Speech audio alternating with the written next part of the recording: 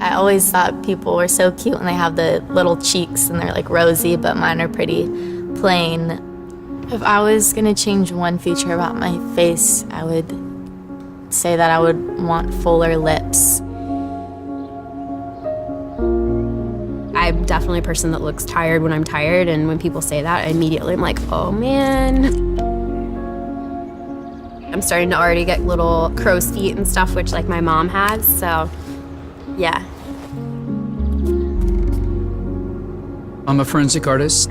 I was trained at the FBI Academy in 1993 in composite art. Worked for the San Jose Police Department as the police artist from 1995 to 2011. We didn't really know what we were doing, so that was nerve-wracking for everyone. I showed up to a place I had never been and walked into this big warehouse, and at the very end, there was a guy with his back to me with a drafting board. I had a curtain separating me so that I don't see him. We'll begin. First of all, tell me about your hair. Brown, long, I guess a little bit past my shoulders. Your jaw. My mom told me I had a big jaw. Yeah, they're brown eyebrows, dark brown eyebrows. Okay. I didn't know what he was doing, but then I could tell after several questions that he was drawing me. Tell me about your chin. I guess I haven't really compared it to anyone else's chin, but especially when like I smile, I just feel like it kind of protrudes a little bit.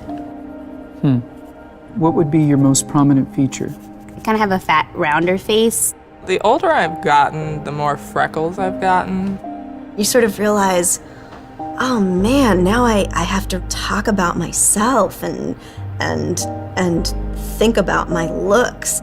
I'm 40, so I'm starting to get a little bit of the crow's feet thing going on.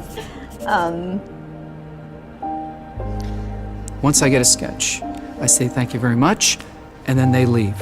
I don't see them. I still didn't know. All I had been told before the sketch was to get friendly with this other woman, Chloe. Today I'm gonna ask you some questions about a person you met earlier, and I'm gonna ask you some general questions about their face. She was thin, so you could see her cheekbones. And her chin was a nice, thin chin. The women were really critical about moles or scars or things like that, and yet they were describing just a normal, beautiful person. She had nice eyes. They lit up when she spoke and were very expressive. The length of the nose, what is that like? Short. Short. Yeah, cute nose. Her face was fairly thin. She had blue eyes, very nice blue eyes. Okay.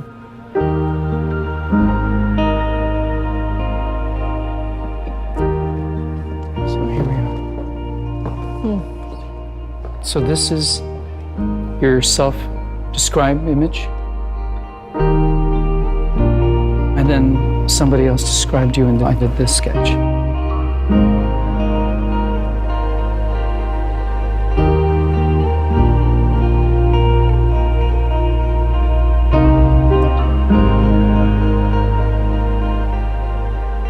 I have this whole thing about having dark circles and crow's feet around my eyes, and that was not part of the sketch at all that the stranger did. The stranger's was a little more like gentle.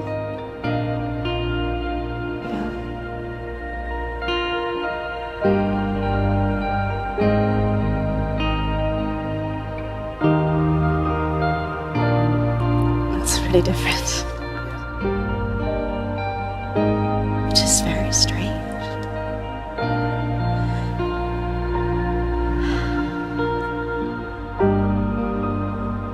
She looks closed off and fatter. She just looks kind of shut down. Sadder, too. The second one is more beautiful. You think they're catching more of that from you? Yeah. She looks more open and friendly and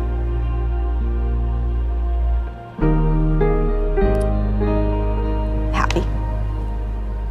I've come a long way in how I see myself, but I think I still have some way to go.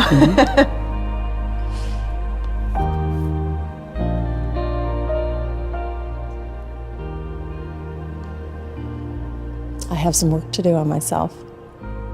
Do you think you're more beautiful than you say? Yeah. Yeah.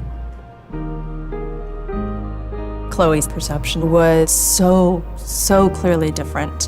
Her picture looked like somebody I thought I would want to talk to and be friends with, like a happy, light, much younger, much brighter person. It's troubling. I should be more grateful of my natural beauty.